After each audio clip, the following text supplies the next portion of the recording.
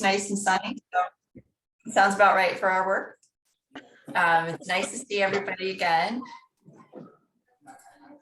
And we're respecting the busy time of year that it is for everybody. Eric and I tried to keep this agenda relatively brief. You'll see we're going to approve our agenda, discuss, Marion will give us a quick update on our matrix of policies and actions, and then we'll talk about our ARPA proposals and legislative priorities we'll hear about from Chris, and then talk about next steps in our work requirements. Is there anything anybody wants to add to the agenda? All right, and are there any changes people would like to suggest to the minutes from November 12th?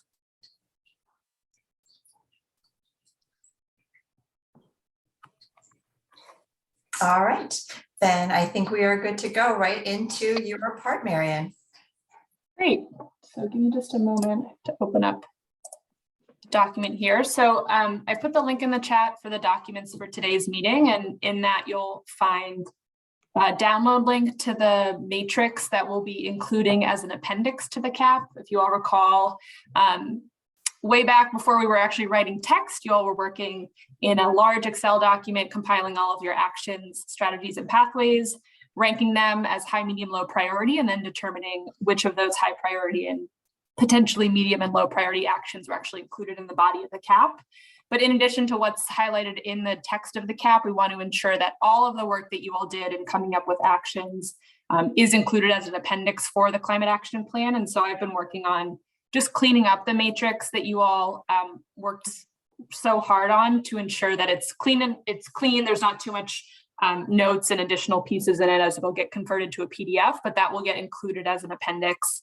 And the council is going to be sort of approving a package of appendices at their meeting next week, Tuesday. So we want to get this up online today so that folks have a little bit of time to take a look at it. I don't have too much to go over. I just wanted to show you all to ensure you're aware of what I'm doing with this. And then I have a couple of questions, but I'll likely just follow up with folks individually, as I don't know if I need to take the time to discuss it during the meeting. But you'll see what I did is check out all the sort of notes columns and other additional pieces, and just kept the overall priority ranking, and then whether or not that item was included in the CAP, as most of our high priority items, but a couple of medium and low priority items were also included in the body of the CAP. And what this will allow is for folks, stakeholders and members of the public and others taking a look at the plan this year and in future years, they'll be able to see what other ideas you all had that were perhaps not included in the body of the CAP, but may want to be picked up or reassessed as we do revisions or work on the plan in the future. There are a couple of places where, in looking at the matrix that we worked on, I'll see if I can pull up an example of this. There were quite a few in pathway 2, and that may just have had to do with the communication last minute with DEC, but a few where I could not find the priority ranking, but they were included in the body of the CAP. So Joe, I was thinking I'll just email and follow up with you on this. This may have just got lost in the shuffle and sharing notes with Neil, or perhaps the priority rankings were listed elsewhere, but they were still determined as being important to include in the CAP. But I think we'll either want to see if we can find those rankings or make a note of that in the matrix, so it's clear to folks taking a look at this. And there's a few places where I just haven't been able to actually find those rankings. Marion, I think it's actually possible for those were done after the rankings, because if you remember, Julie Moore worked with staff to rewrite some of those that originally our committee had worked on. Yep. Maybe, but there was a whole bunch that, we kind of dragged those guys in at the last minute. Water, wastewater. I thought that they did prioritize them. I'll see if I have a spreadsheet with those values in it, and maybe cross. I can send you these. I'll share this with the folks that I need some additional help with.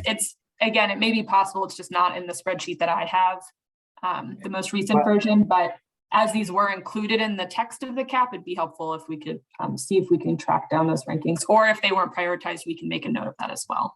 If they just weren't, okay. Yep. And well, kind of on that note, oh, I'm sorry. Go ahead, Chris. Yeah.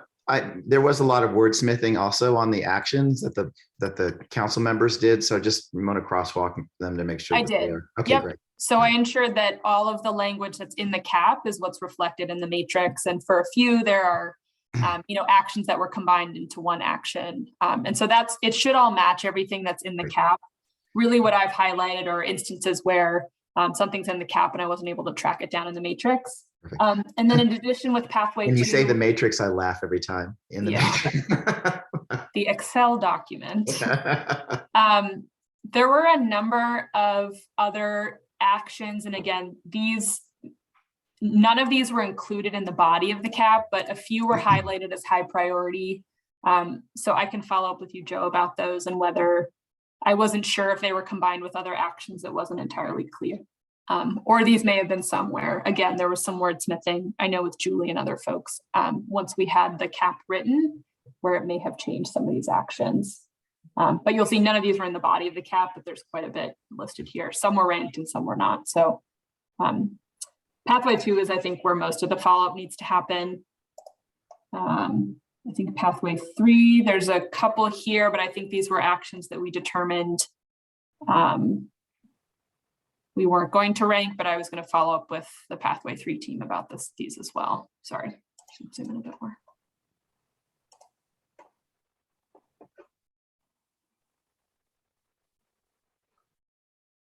And then for pathway 4, this is where it gets a little fun, because some of these actions were pulled over into the cross-cutting themes group and highlighted as compact settlement pathways. So right now I have them included under the original pathway where these actions originated and where they were actually prioritized, knowing that these were then pulled over into a different section of the climate action plan. I need to think a bit more about whether it makes sense to keep them here.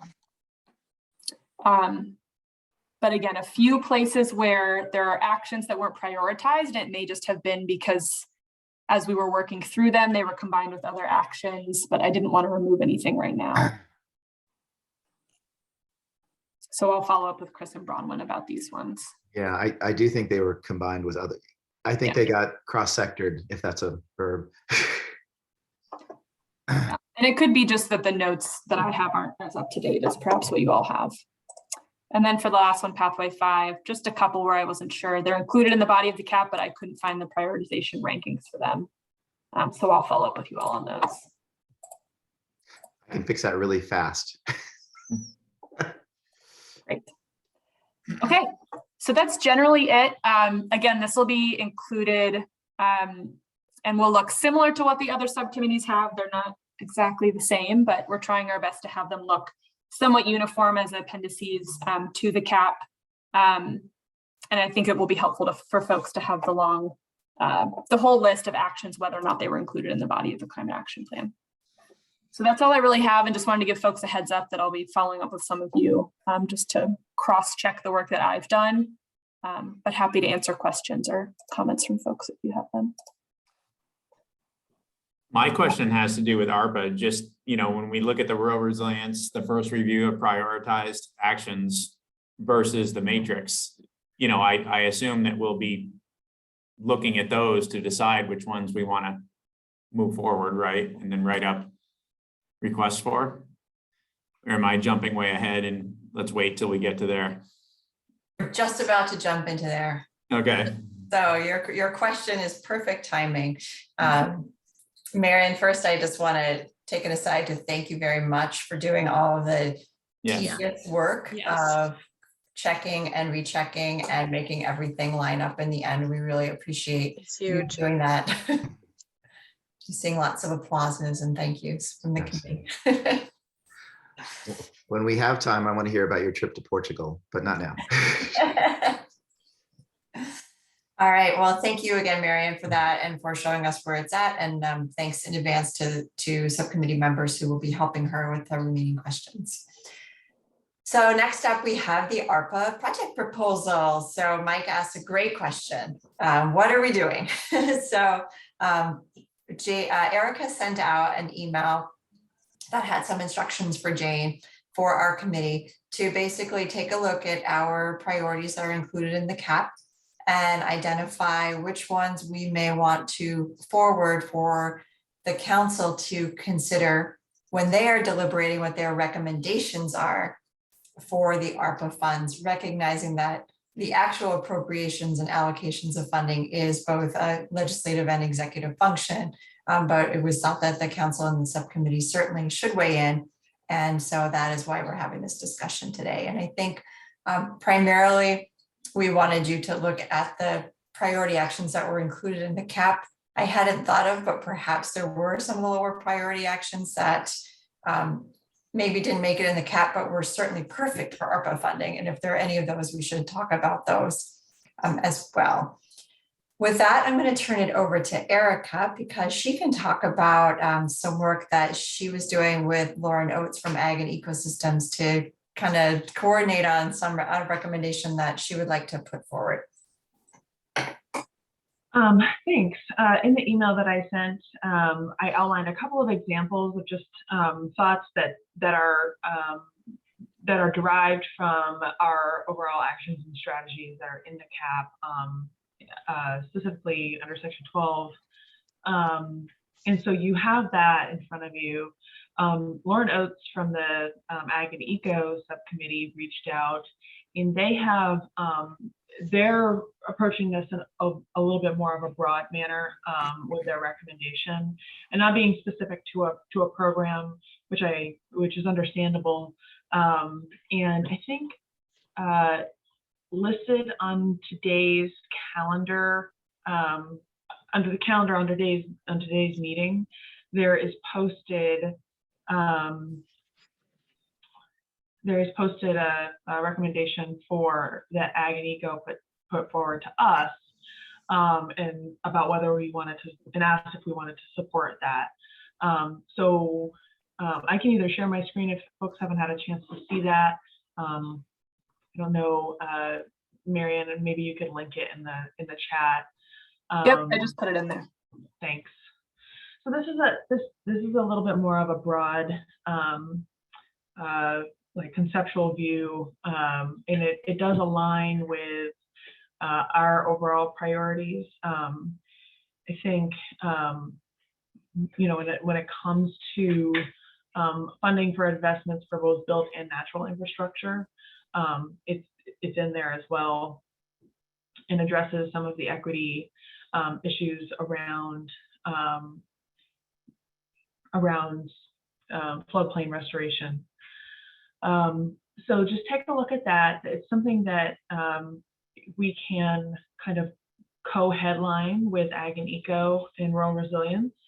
And it doesn't necessarily, we can also, if we also feel strongly about adding additional, you know, recommending adding additional funding to Flood Resilient Communities Fund as well, we can discuss that. It's really just open for discussion here.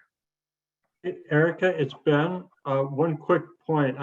I support that, and the language that was posted in the chat is good. One small friendly amendment that I would suggest in this write-up, and whenever we're writing about this initiative and the Flood Resilient Community Fund specifically, because it is ARPA funded, we always want to talk about water quality as having water quality benefits, because that is the ARPA eligibility criterion that we're hanging eligibility on. Yeah, I mean, I think it's implied. I don't see the two words water quality, Yeah, or three words in there, but we can, I think, you know, at the end of the day, these are what they are proposing are all ARPA eligible items. right. I agree. I just think that it'll help us in some future ARPA audit if we're always including the fact that this has water quality co-benefits explicitly. Thanks, Ben. What do folks think first about the Ag and Eco proposal, and about Rural Resilience supporting that proposal as well? That's the one that was in the chat. Yes.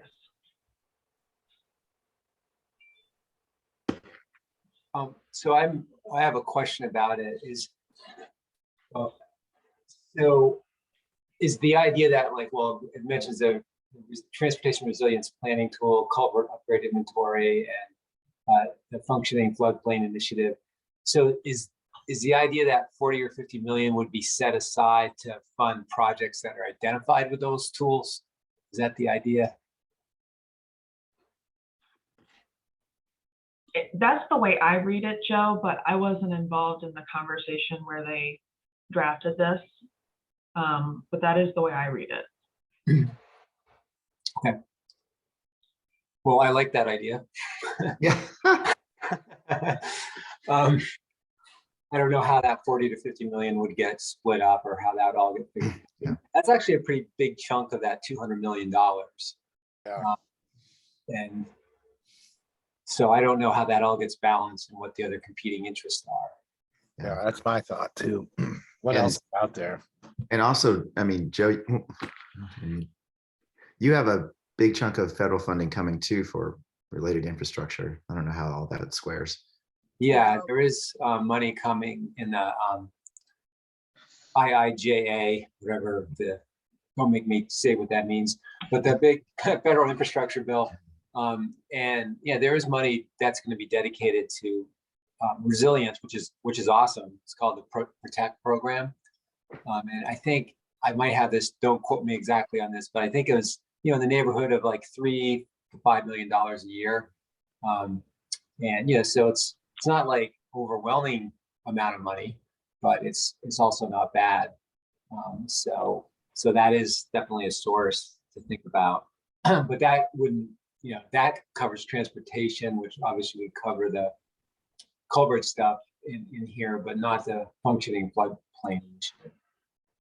Yeah, the comment on the 40 to 50 being a sizable chunk, I was thinking about that same number for the other one that Marion posted in the chat. One of our recommendations that seek ARPA funding. And then there's 3 or 4 sub requests under that. So there was, well, I'm sorry, which one is that? Is it? Yeah, I It's only in see that one same in the chat. document, right? Would it be helpful if I shared my screen with the, Sure, yeah, thank you. okay. Do that.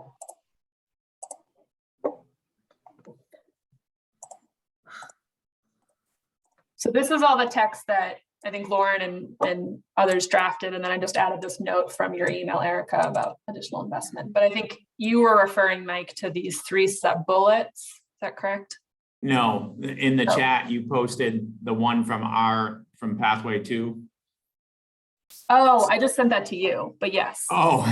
I can put it in the whole document. I was flagging for Mike because he was asking about any of our recommendations. I can pull it up quickly. As I was going through the matrix and cleaning it up, there's a recommendation under Pathway 2 that explicitly calls out seeking federal ARPA funds for a number of infrastructure upgrades. So I was flagging that for you all as you talk about additional strategies. So I don't know if you want to, I can post that in the chat for everybody. How about I do that? Is the Climate Council looking for these specific bullets? I mean, I watched some of their meeting and I thought they were just going to put forward like some principles to support the selection of actions, I guess, that get funded by ARPA, but just curious, Erica and Catherine, what maybe I didn't hear that correctly. I think what Ag and Eco wrote up more aligns with what the council is looking for in terms of recommendations. Jane did say, try not to make specific recommendations on funding for specific programs.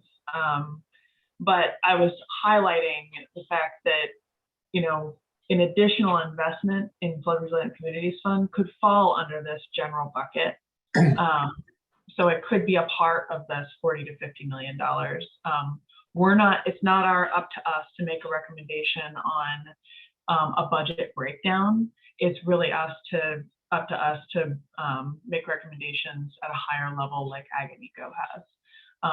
So I was just flagging Flood Resilient Communities Fund because it can support this, and it is a a program that already exists and has been extremely popular. It's just needing maybe like a $15 million additional investment over what's already been planned within the governor's plan. But so, oops, sorry. Go ahead, Karen. Hi, so I'm just wondering, which was a question a couple of minutes ago about what else is out there, even within our sort of sphere of jurisdiction. One of the things that we've been working on is providing funding for legislation to provide funding for fuel switching for municipal buildings and continued weatherization. So is that the kind of thing that this group would also recommend? Fuel switching for meaning at the municipal level? Fuel switching in municipal buildings. So the idea is that you would actually get some brick and mortar projects off the ground. And we've been working with the House Energy Committee and the Buildings and General Services, Efficiency Vermont, that whole group of folks around those issues. We do have and we did end up with one of the recommendations to help further the SEMP, which is what you're talking about, the state. Yeah, that's part of it. Yeah, and I don't know if have you all talked about whether that is ARPA eligible? Yeah, they have. I think they're figuring out a way to have it meet eligibility criteria. But I guess my question for this group is, would we recommend, where does that fit into our recommendations for use of ARPA dollars or for funding? And that's what we're trying to figure out now, is what are the range of things we want to consider recommending. Right, so it won't be just flood stuff. I love flood stuff, but it won't be just flood stuff. I love flood stuff too. No, it's not just flood stuff. Hopefully not just flood stuff. And Karen, Karen, tactically, I think you're a little ahead of us, in so much as you already have legislative champions working on this. So, I don't know how much a recommendation from a subcommittee is going to really make a difference if you've already got people bought into it. I don't think I'm ahead of you at all, but I also think that the more places you can sort of emphasize the need for a particular expenditure, the better off you're going to be. So.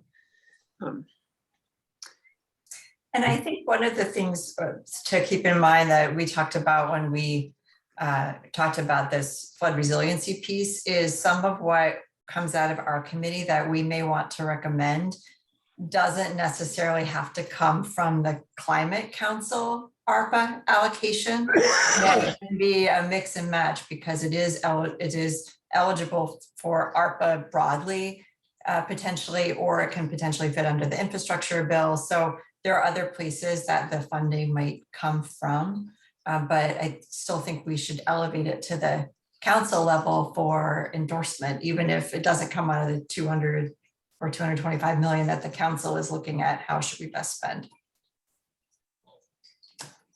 If that makes sense.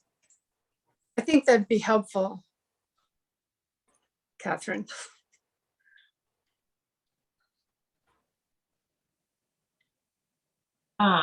Jane, you have your hand up? Yeah, I was just curious to understand.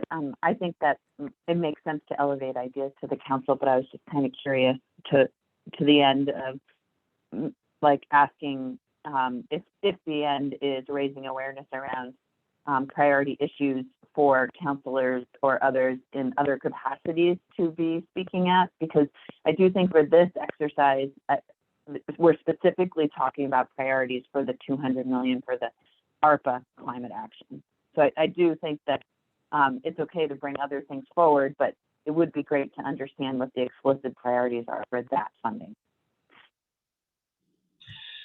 So I think what we're hearing thus far is going back to this original proposal for flood stuff, is hearing some general support and then moving on to discuss some of the other items that we would want to have included in here. I just want to clarify what Karen was suggesting. Karen, is that would funding for that initiative, is that already in the works for the Climate Council piece of the pie, or is that using of it another subsection of ARPA dollars? So I'm not really sure, Erica. The discussion has been happening with the members of the House Energy Committee in a group that they've pulled together. I don't know that they've looked at where the actual dollars are going to come from yet, that they've finalized that. But it does seem to me that and maybe I'm just not in the right place right now, but it seems to me that the fuel switching and weatherization for municipalities and municipal buildings is sort of central to the rural resiliency. Right. Okay. You know. Thanks, Karen. Ben, okay. Thanks. Ben, I'm just going to hold on you for just a second because I want to get to the conversation for, I think it was the Pathway 2 group and the items that were posted in the chat, and dig into that a little bit more regarding what a recommendation around that would potentially look like. So Mike or Chad or Joe, do you want to just kind of discuss that a little bit further in terms of what we might want to put forward as a group to support some of those initiatives? Well, if the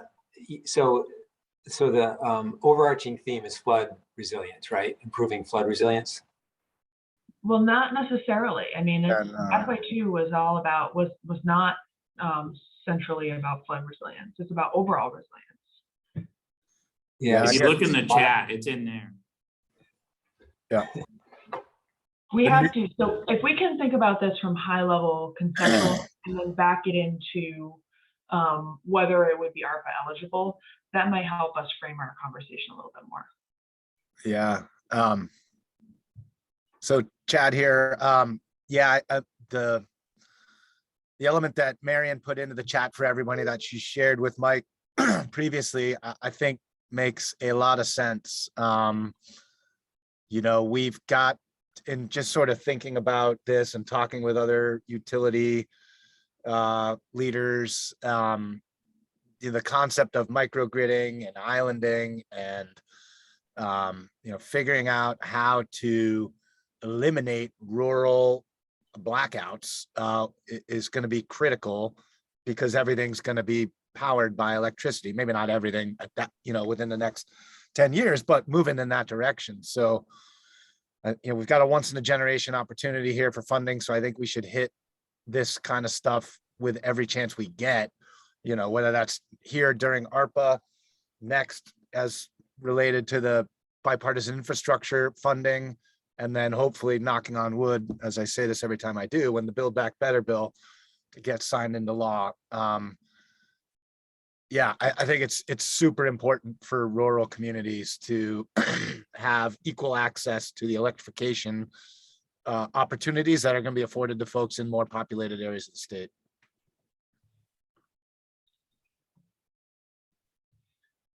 I would add too, is even the infrastructure piece, everywhere we do that in these rural areas, it's usually not only improving the resiliency, but it's increasing the capabilities of adding more distributed generation. It's Yes. doing all those things. And I'm sorry. Was I just getting feedback or? No, you were getting agreement. Okay. Validated, yeah. And there's even a piece of it with the equity too, because I do think some of those same areas would probably line up with some of the social vulnerability studies and things like that. So, and we could bring that forward if needed. Sorry, I'll stop now. Yeah, and do you know, I agree with that, Mike, and would hope that we could, in our write-up of these, reference some priority for the vulnerable communities, most vulnerable communities that we identify through the vulnerability index once that's complete. Because I think that would be important for them to think about in the long term. And wonder, Mike, if you have any general, if we were to put this forward as an ARPA recommendation, do you have any general idea of what might be an appropriate amount of money?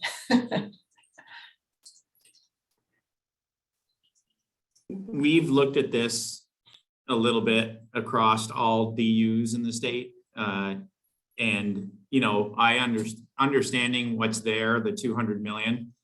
The reason when I saw the ask for the other, from the other subcommittee of the 40 or 50, I think that would be a good start. It certainly wouldn't cover everything that would be needed. But you know, I don't know how much of that 200 million is out there, right? But we could easily, you know, 40, 50 million could be spent pretty well in some of the most rural, most vulnerable areas there is. But it would take more than that too. And do we have to put forward a recommended funding amount, or do we put forward the you know, the statement of need, you know, just to be considered equally amongst everything else? You don't have to put forward the dollar amount. All of the actions that are being lifted up so far from cross-sector and Ag and Eco have suggested dollar amounts. Some are like capped. Most of the ones from cross-sector are thought of more as caps, so like the upper limit of what could be done, and none of them will get funded at what they're asking. So thinking in realistic terms is a nice ask, but making sure no matter what, you're not asking for more than is capable of being put on the ground. So along in this vein, you know, we, as Jane clarified in the chat, we need to put forward, you know, 3 to 5 priority actions that, and so there's, under this section, there's 4. There's ubiquitous communications networks that enable full utilization and participation of distributed energy resources in an interactive grid, resilience zones, strategic upgrades to substations, distro transmission capacity, and emerging non-wire technologies that address major challenges in system resilience. You know, I think Chad and I could come to agreement that the communications are being funded by another funding source right now, coming out of ARPA, the 150 to 250 million with the Vermont community broadband. So I wonder if that one possibly doesn't need to be included in here, if we did want to whittle down the number of different topics in the ask. Just throwing that out there. Yep. In other words, that specific line's already getting more than that whole 200 million we're talking about here. So. Right.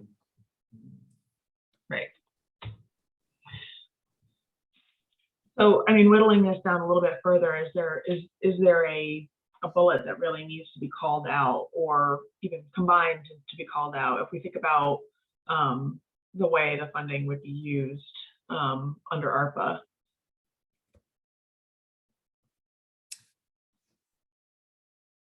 I think the second and third bullet are really important, which is the distribution upgrades and the, you know, solar and battery pair.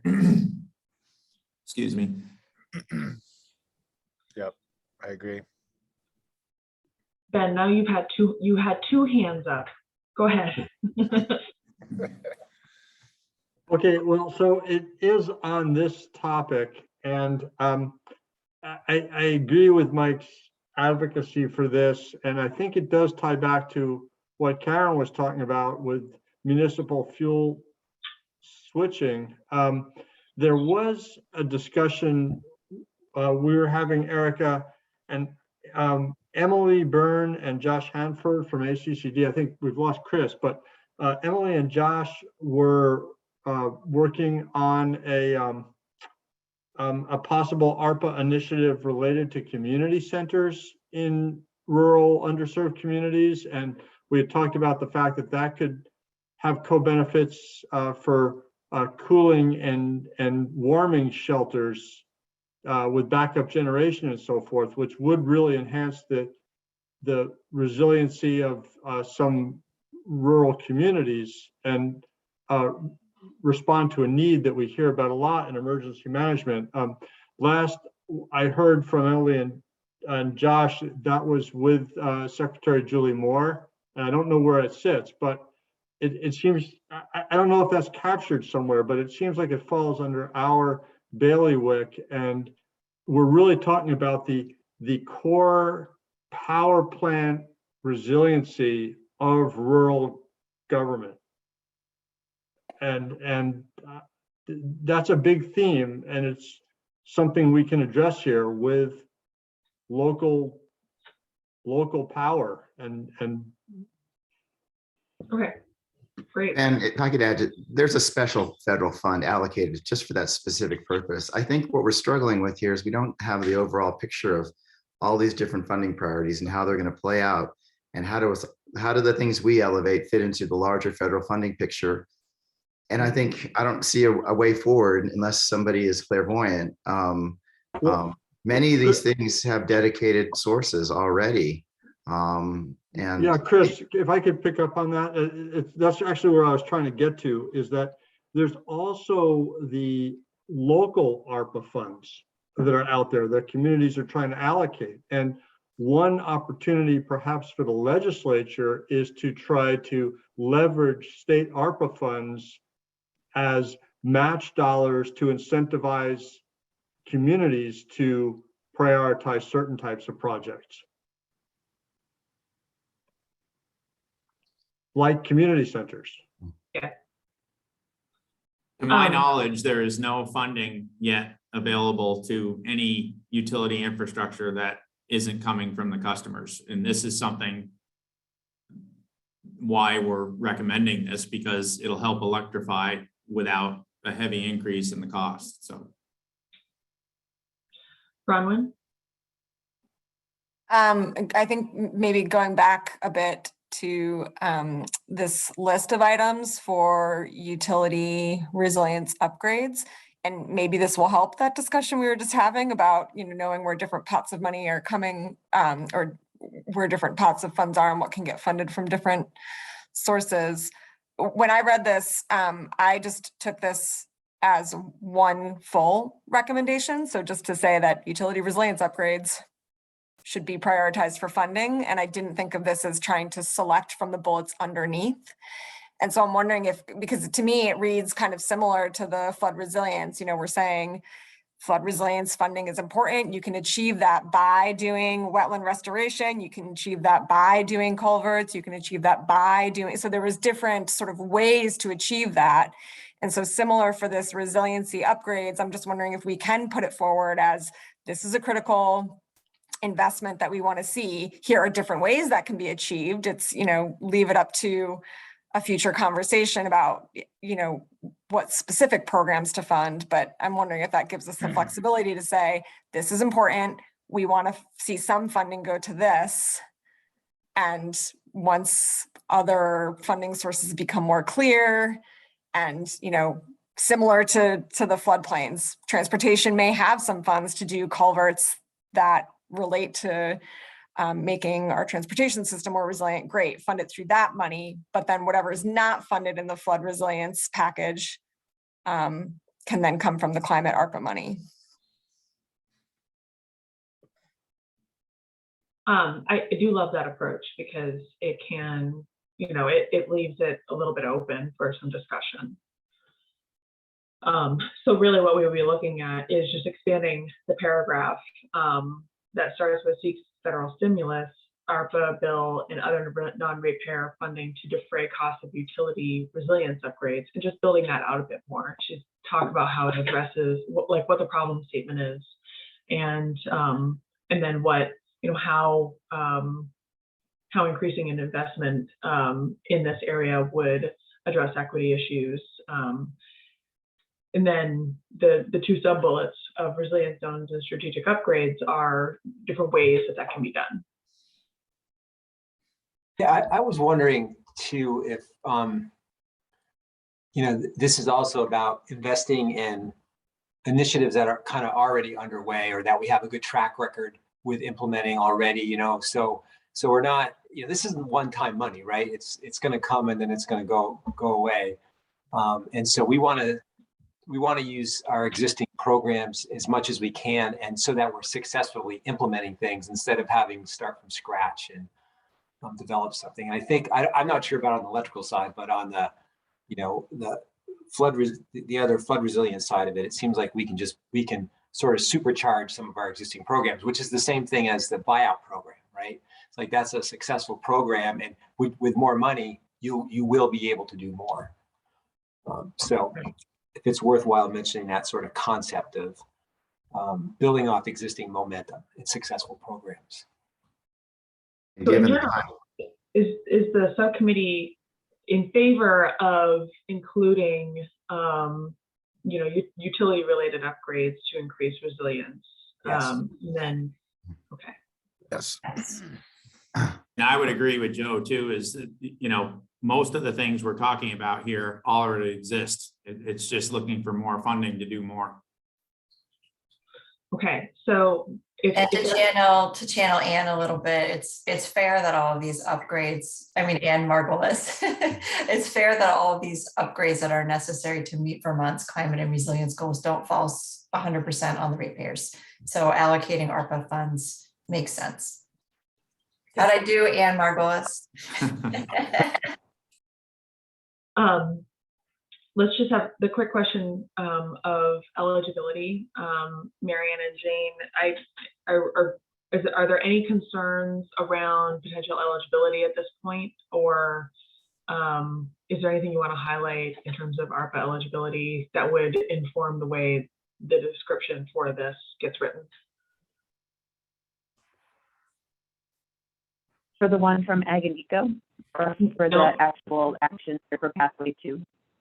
For the Pathway 2 actions. No, I don't actually have any concerns with eligibility on that one. Although I'm not an expert either. I'm just appreciating that ARPA has so much gray area, and the more you can lean into what's already known to be eligible, the more confidence you can take in it.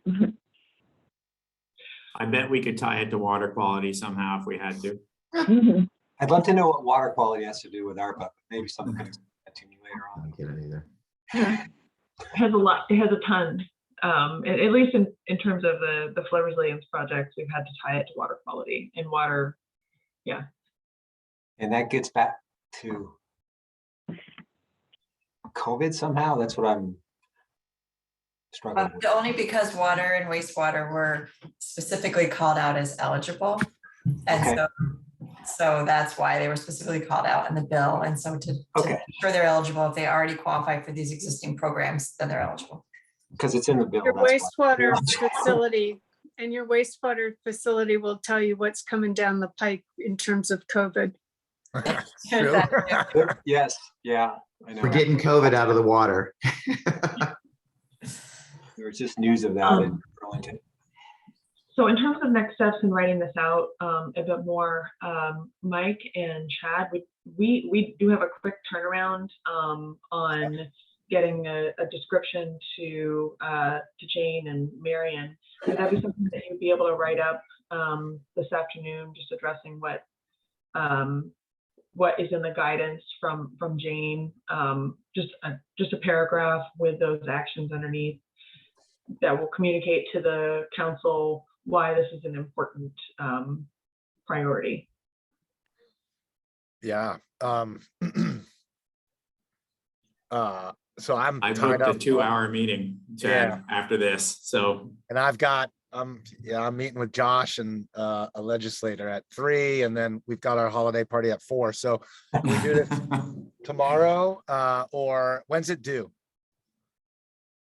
Today. Well, Today? it was due today. Unfortunately, we didn't the timeline for getting ARPA recommendations in was created after we had already scheduled our scheduled meeting. So we're kind of back into a corner. I mean, I can try and write something up. I just am not the expert, but I can, you know, put a few sentences together. Well, I mean, I can think, try and find somebody here too that maybe can help. yeah, and I can review something. I just don't know that I can take the first crack. And I think what Marion put in the chat is a pretty good place to start. I mean, we also have language from the CAP itself to. Can we just pull a sentence or two from the intro of that? I mean, what I put in the chat is from the CAP. You could just pull from either from the strategy table or from the introduction to pathway 2. I really like, I mean, I what Marion has in the chat here is, I think, a great start. And if that came from the CAP, awesome. Hey, can I ask a question before we cross too much out there? And this is emerging. So really, the emerging non-wires. Trying to follow your conversation, but. We crossed out the emerging non-wires technology, and I guess you could probably tie that in up in the resilient zones paired with solar and things like that. But I want to make sure that, because Anne was part of writing this, and that bullet didn't have anything to do with DERMS or anything like that, did it, before we cross it out, or should we just leave it? I think that the DERMS was elsewhere in our recommendations. I think it was a little further down the deploy foundational information and operational technology. It wasn't kind of within this bundle of things we said, let's definitely, you know, go for ARPA or infrastructure funds for. So are you comfortable with the first one not being in there because of the fact that it's already got such a big funding source from somewhere else? I mean, I guess I hesitate to cross anything out because I like the approach Bronwyn suggested, saying, you know, let's keep these in here because they're all just supposed to be representative. We have the such as beforehand, and then add in that language about, you know, depending on funding availability from, you know, from other buckets, you know, if this, you know, we're going for probably some DERMS funding from some other ARPA funds, right? Like there may be, you know, obviously you talked about the, you know, broadband funding, but I couldn't tell you without consulting my broadband colleagues sort of whether that's sufficient to get where we want to go. So I prefer if we could keep it sort of a broader list and have those parameters, you know, based on need and other funding sources in there. Yeah, I agree. Yeah, that works.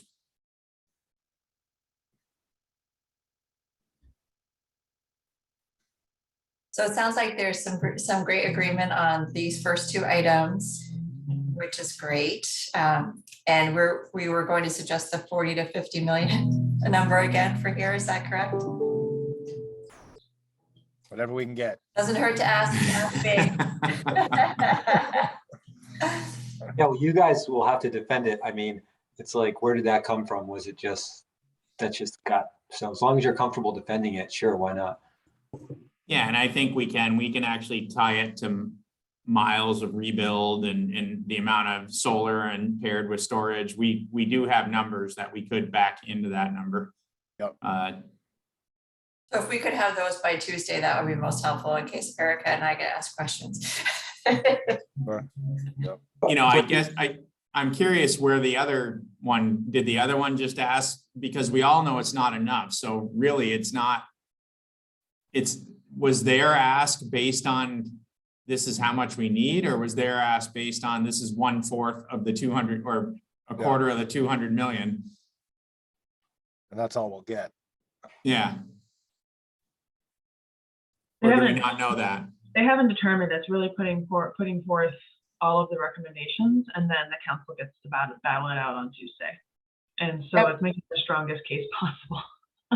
Yeah, as for the recommendations from Ag and Eco, I think for the flood resilience one, they didn't explain where they came up with that number for cross sector, at least for the buildings and thermal. They did quite a bit of work with the EAN work group to kind of work back into a number, but as Jane identified, it's well above what they know will be actually funded. It was their sort of, what they were saying is the cap for what's needed to reach the GHG reduction requirements for buildings and thermal. So there's a couple different approaches to how folks came up with the numbers.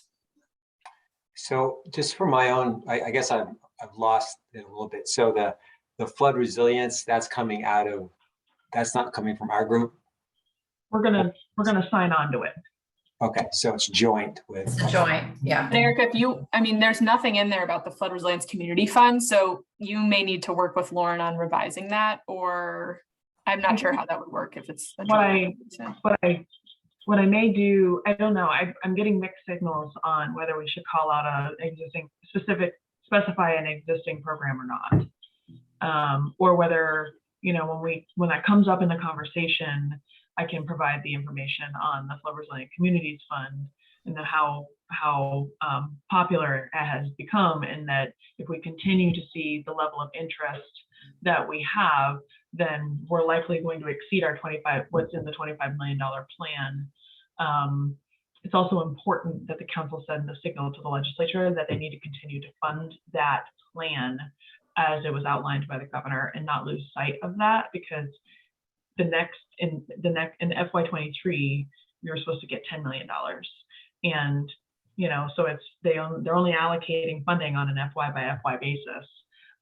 So it's always good to make sure you're sending the strong signal that yes, you need to continue to fund this, and actually would like to increase the investment. Yeah, so that's what I was saying. I think, Mike, if we can come up with some, okay, 45 million, 40 to 50 million gets us this, and then there's some statement about how this is, an initial slug of capital to make kind of a down payment on getting this program off the ground, but more is needed. And that, I would imagine that'll prime the pump for an additional ask through the BIF and ultimately Build Back Better. Does that make sense? Yeah. Chris Cochran. Catherine mentioned the vulnerability assessment, and it's our unfinished piece of work. Do we have to make a recommendation around that, or is that budgeted elsewhere? Does anybody know? Good point. That was out of our subcommittee, right? I think that's supposed to come out of the GWSA general funding. Okay. I don't know that it's an eligible use of funding. Right. No, I understand there's different buckets. I just want to make sure that we have an opportunity to elevate things that we need to do that maybe are not ARPA eligible. And I think mentioning the prioritizing those communities that are identified as the most vulnerable in that assessment as part of these recommendations really is important, not only from a policy perspective, but in terms of elevating that. Yeah. And the support that we need to get that done in a very timely manner.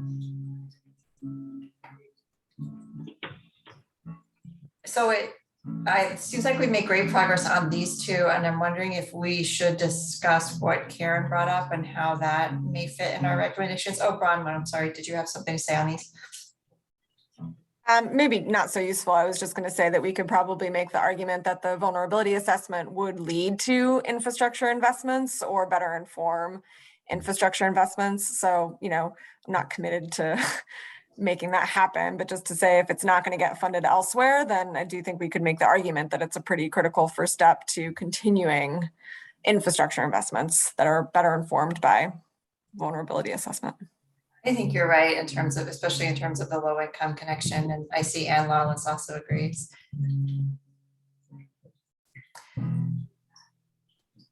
I just put the text that was included in the email related to that in the chat.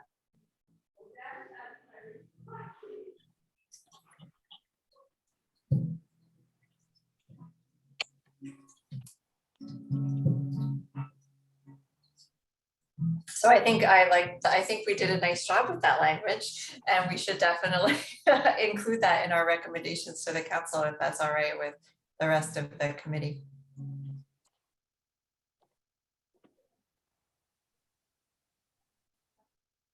And Bronwyn, is that a legacy hand or is that a new one? Yes, legacy hand, thank you. And so then I think the only item that we haven't talked about is the idea that Karen brought up in terms of the municipal buildings and fleet fuel switching. And I'm wondering if Jane or Marion know if something like that is coming out of cross-sector mitigation, or if this is something that we ought to talk about elevating from our committee in terms of the focus on municipal infrastructure and vehicles. There's some fuel switching that is part of weatherization, but most of that is sort of, waiting a little bit for the clean heat standard, which is the #1 priority for a couple of the legislative action this year, it looks like. So the way the weatherization proposal speaks to it, there is a component to fuel switching in it, but not with a specific focus on rural communities, but a specific focus on low income. Wasn't that in our original charter too? It was. Yeah, I thought so.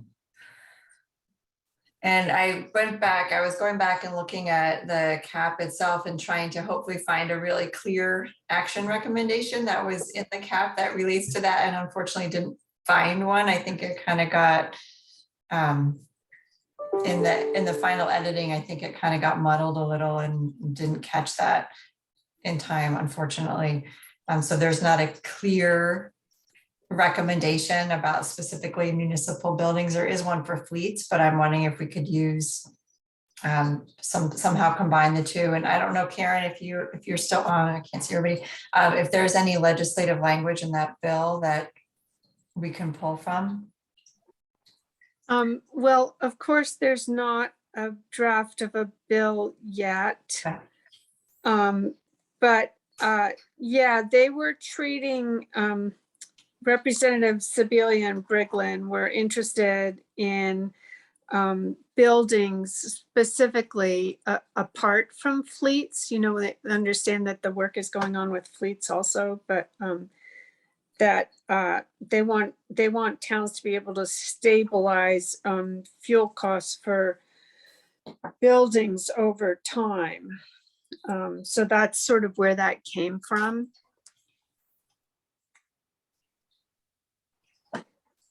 And we have old buildings, I'll just mention.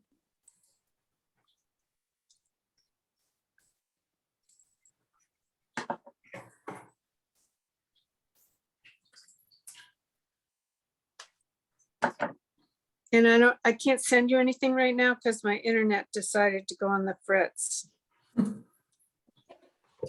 Rural resilience, Karen. Yeah, I'm losing my resilience internet-wise.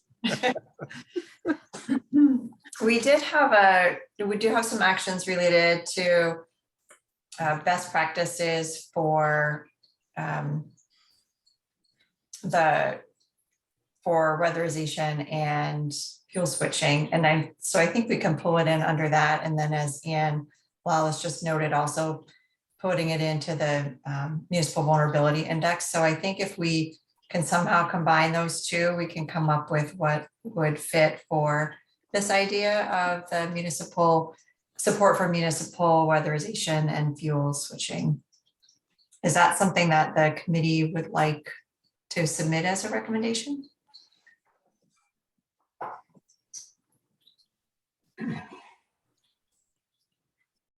Is that close to how it read in the charter of what we were supposed to do, Catherine?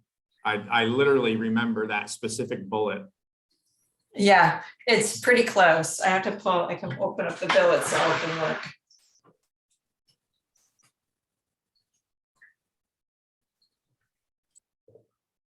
It always has seemed like an apples and orange thing to me for our committee, but there it is.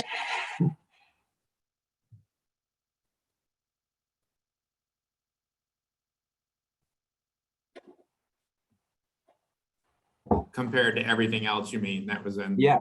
Yeah. Jane and Marion, to what extent is this possibly already covered under cross-sector? I'll link, or Marion will probably beat me to it, but I'll link the proposal and look at it a little closely while you're talking too. The buildings and thermal proposal is pretty detailed, and they did talk about fuel switching as being a critical component there. Oops, they should beat me to I it. think they focus more on households, right? I don't know if they called out municipalities. Yeah, that's what I was trying to say earlier. Yeah. It's about household switching, not, So I mean, that's the discretion of the subcommittee, is whether you want to focus a specific recommendation on municipal building fuel switching and a focus of funds on that, or, propose during the council meeting for cross sector to build this into their recommendation around weatherization. I mean, you could propose that they edit. Potentially, I think it would change some of the research that they did around the funding amounts, but. Yeah, and I think you'd have to do something around, this came up at the council meeting where we discussed it around how it would be eligible and what communities. Right. Thresholds, yeah.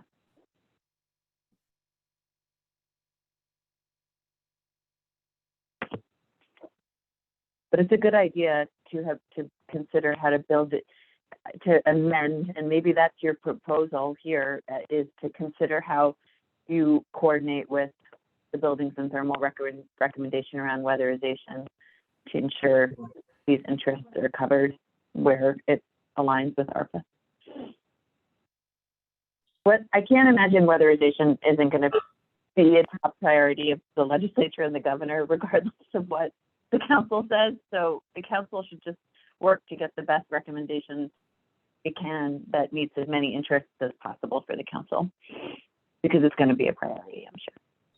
Yeah, I think my hesitancy around this is that I think we can potentially maybe, if it's important enough to rural resilience to have it covered on, under a broader recommendation, I hesitate on anything that appears to actually have more of a benefit on GHG emission reductions, even though that's equally important. We've been kind of fighting this whole time through the CAP development to ensure that resiliency and resilience projects that are, infrastructure upgrades are given equal billing. And I would be afraid that it would take away from the two pieces that are already in there in terms of recommendations. That's all. And I'm not saying it's not valuable. I'm just saying it's, we gotta send a strong message about what's going to do the most in terms of resiliency with ARPA funding. I think that's Joe's point of it's odd that it was in our charter to begin with, right?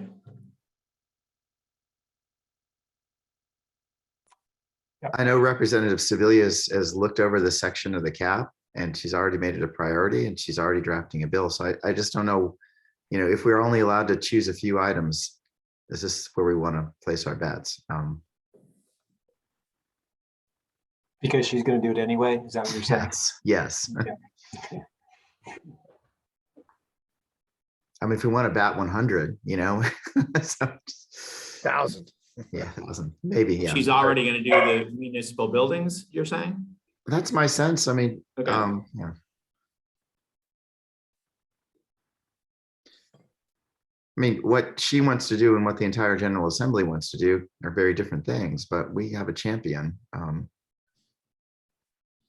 Is there going to be like one bill coming out of the legislature, or is there going to be a bunch of these little bits and pieces? There's not going to be some big global warming solutions implementation act bill or anything like that? No, it's going to be scattered. Oh. I think it's going to be all over the place. I think that every bill that goes through the legislature is going to refer to climate action and also refer to equity issues. But that's just me. So is there value in this committee if we don't want to include it in our ARPA recommendations to make a note of it somewhere in our submission and to acknowledge that this is something that we support generally as a committee, even if it's not necessarily one of our ARPA recommendations? Can we say that about everything? That's not on the list. Well, because it's specifically in our charter. Oh. So I think it's more than like, the broad range of things. It is something that is specific to our charter.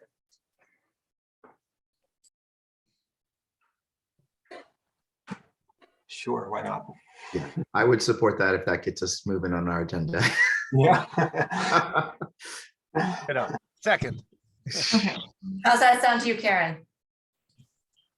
That sounds good. That sounds good. I appreciate you taking it up. Great. So are there any other items that folks feel strongly that we should include in our priority recommendations to the council?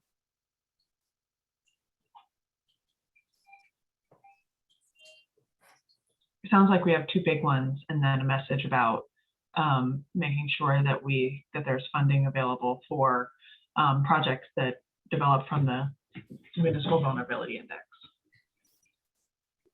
Agreed. Love it. Todd's trying to jump up into my lap.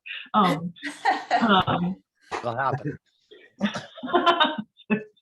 So I have sent some preliminary language to Ann Margolis and Chad and Mike. If you can just take a look at that, it's basically taking pieces and parts from the cap and putting it into a little bit of a blurb. If once you can get those back to me, I can forward to Marion to include. What is Jane and Marion? What are the next steps in terms of what you need from a product from us? I'll drop. We just need a memo that has all of the actions that you're recommending for funding in one place. Doesn't have to. You can provide context in an opening statement if you want. Agamico just put in their recommendations and the context for each of them in one PDF for us. Okay, I've got a document going already. You need to buy the close of business today? That would be wonderful. Thank you. And okay. We just want to post the council agenda for Tuesday today and link those documents in it. Okay.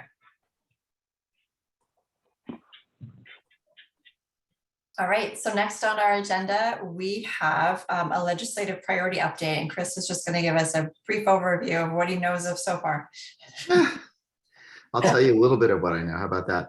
It's going to be a super busy session. There's so many issues on their plate, from reapportionment, state pensions, how are we going to spend this ARPA money, housing, workforce development, childcare. It is just going to be nuts. And usually most sessions we're fighting over very, very small amounts of money. So what's different this year is there actually is a ton of money. So it will be an interesting year. I think just the pandemic is going to complicate, I think, legislating. I think they have every intent. They do want to meet in person because it's really important to have that personal interaction with legislators. But given the trends, I think with the next variant, I think it's unlikely. So I kind of do expect another remote session. I think they'll try to be hybrid if they can, but I'd be surprised if not.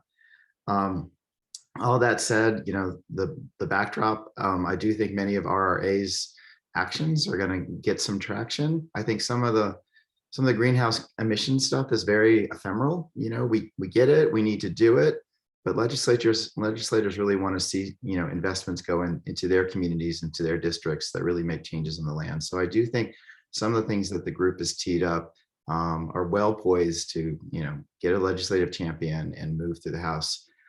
So what I'm going to do just quickly is I'm going to just talk about these things that I'm aware of, just in a very general sense, from organizing our pathway conversation. In the final cap, things got jiggered around at the end. So I think it'll just be clear if I do that. So, and if anybody has any questions, just stop me. This is going to be kind of quick. Pathway 1 was basically, capacity to help communities and regions increase resilience. I do think there's a recognition that we need more people to help us get through these challenges, to map out kind of from where we are to where we need to go. And I do think House and Senate members are supporting, increases, be it at the very, very local level, like direct grants to communities to help them do planning, or at the regional level to boost that capacity. So I do think that will move. We talked a little bit about, Pathway 2 and our recommendation elevating that. There's significant funds for water, for broadband, for many of the things that our communities need. So I do think, we will see investments there. And I don't know if, Joe, if you want to make any additions here, as far as what you see in transportation resiliency beyond what you've said already. No, there you go. Easy answer. And we'll say there's a ton of money for broadband. We talked about pathway 3 in our recommendation to support municipal buildings, insulating those buildings and supporting fuel switching that has a legislative champion. So I do think that will get traction as well. Pathway 4 was about, our land use framework. Again, we're going to see major investments in everything from electric vehicles to broadband to, stormwater. I do think those investments will be prioritized to our centers because that's, it's the critical infrastructure we need to support the compact settlements. I think the legislature is comfortable with targeting investments in those centers. So I do think that's going to just happen as a matter of course. I don't think there's going to be any broader conversation, about, where the right locations are. People know that our centers matter and that they need this investment. I do expect support for investments to flood-proof existing communities. We went around and around, our communities aren't moving. And small investments to flood-proof these buildings will ensure that they bounce back in the event of floods. I do expect incentives to increase floodplain protection, so local bylaws to protect community, water storage areas upstream and downstream from communities to attenuate future floods. There is talk of reviving Act 250 bills that kind of went dormant a couple of years ago. I don't know how far that will go. I think big picture Act 250 just affects a limited set of development in the state, but the conversation will happen again. And I think efforts to modernize Act 250 kind of support a lot of the work that we're trying to do, especially around, exempting centers from Act 250 review. There is, I think, support for proposals to take a look at the programs, the state designation programs and how to modernize them and improve them. I'm looking at ways to ensure investment support compact settlements, but also help them transition and become more resilient at the same time, kind of supporting our Vermont brand and our economy. One thing related to that, and Jane, this is probably for later, is I don't know where that smart growth VMT study fits, but maybe that's for the that this group worked on. There may be, and I think there's interest in the General Assembly to support that, but I don't know where that fits into is it the steering committee or the council's priorities? You don't need to respond. Just a question. Pathway 5 is around housing. We have a huge housing need, and I think the governor and the General Assembly will make this a top priority. So I expect substantial investments to create housing, to make housing easier to develop within centers. I suspect several bills promoting that.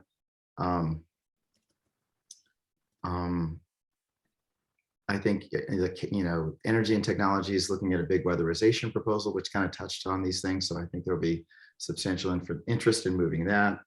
And I think, as Jane mentioned, there's proposal for the clean heat standard to help homes and businesses switch to fuels that produce less greenhouse gas emissions. So there's going to be a lot of things that are worked on or touched upon that will get attention in the legislature. Whether it passes or not, it's anybody's guess. But I think there's pretty good odds given the amount of funding that the state has. So I'll pause there. That was a lot, but I guess my final point is, your work was really important. I know it was really hard at times, but I think it will result in actions that will be implemented. So I hope you feel like that it was time well invested. Thanks. Thanks for that overview, Chris. And I'll see Jane noted in the chat that the climate office is a priority, as well as the environmental justice bill that we heard about from Representative Senator Hinsdale at the Climate Council meeting. Is there any questions for Chris or any other legislative comments? Catherine, one question for you. I do know there's interest, in revising the open meeting laws on a short-term basis. please let me know if we can be helpful there to allow remote and virtual meetings. There's initial interest to just extend them for town meeting. But I think for the same amount of effort, you can just make it permanent. I agree. And that was actually one of the clear recommendations in the climate action plan from this committee. So I'm hoping that we can support efforts to make those changes to the open meeting law in a way that it works for our municipalities and helps reduce our greenhouse gas emissions. We have said that, we have plugged that about everywhere that we can think of so far. Peter Hirschfeld was on Vermont Edition for just a couple minutes today talking about town meeting, and I think he also referenced that, the remote meetings. There was a good article in VT Digger about it as well. And if there's a draft bill, that we'd love to see it and we can help push it and recommend any changes if we want. Great. Chad, did you have a question about legislative? Yeah, I guess, Chris, encouraged to hear your take on the clean heat standard, because I had been getting some intel that might be too much of a lift for this coming session, and then it might get tabled, till next year or some other time. So I don't have that information. I do know it's a top priority of the Energy and Technology Committee. Cool. What bumps it's going to hit when testimony starts is hard to know. Okay, great. Well, that's encouraging, because what I had heard was not so encouraging. No, we've had every indication that it's front and center. Top is like the highest priority, but that it will take 2 years. So not expected to, because of and people want it to take 2 years, even advocates, because they think it'll take that long to get it right. Yeah. And better to get it right than to mess it up. Great. All right, wonderful. Thank you, everybody, for your feedback and adding to that, and for the overview, Chris. We appreciate it. Next up we have on the agenda is just next steps, and this is super brief. So Erica and I were talking with Marion about what's going to happen in 2022, and so there's two things we'd like to do. The first is at our next meeting, our first meeting in January, we would like to set aside some real time to talk about what 2022 looks like in terms of our priorities and the work that we still have left to do and the work that we may want to do supporting the implementation of the CAP. And so we'd like to set aside a lot of time for our first meeting in 2022 talking about that. And then in terms of the actual meeting time, we'll be working to send you all out a poll to try to decide if this meeting time of 1 o'clock on Fridays continues to work, or if we need to switch to a different meeting time that might work for everybody equally well or even better.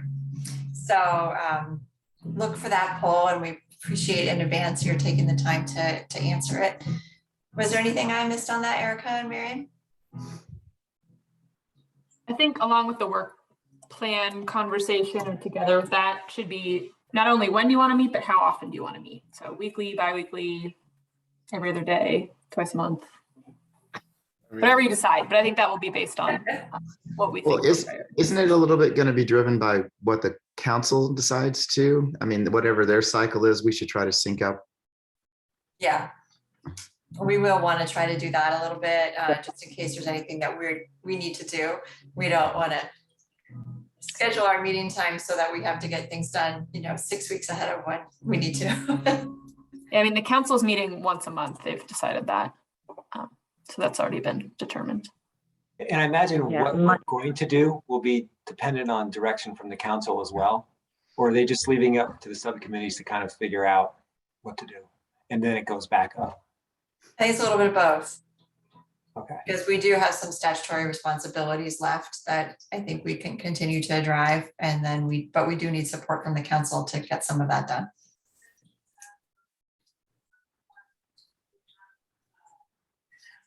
Okay. All right, so Jane is letting us know the council's meeting the second Monday of every month from 11 to 2. And so we'll work our poll to all of you around that reality, and hopefully we'll be able to make a decision whether we keep this or we find a new time.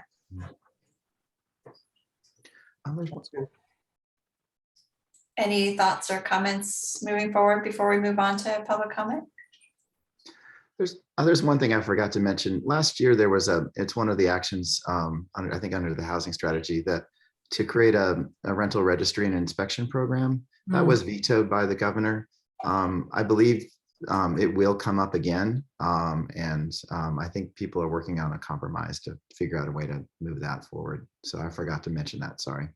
Great, thank you for bringing that up because it was definitely a recommendation in the CAP as well. Well, thank you all. We'll turn it now over to public comment. Thanks to everybody who was hanging in there with us through this meeting, and I'll open it up to folks who haven't jumped in and might want to offer any thoughts or comments.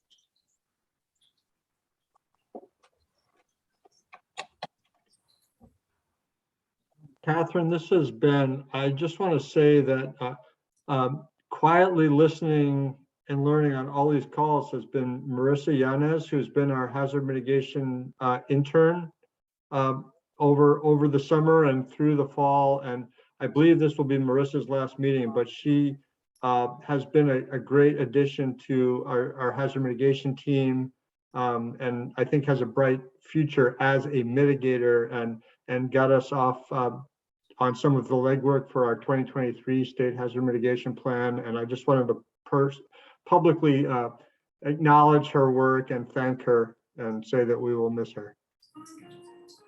Thank you. Marissa, where are you off to next now that your internship is done? I'm headed back home to Connecticut. Well, feel free to return to Vermont anytime. Thank you. And join us in your professional life.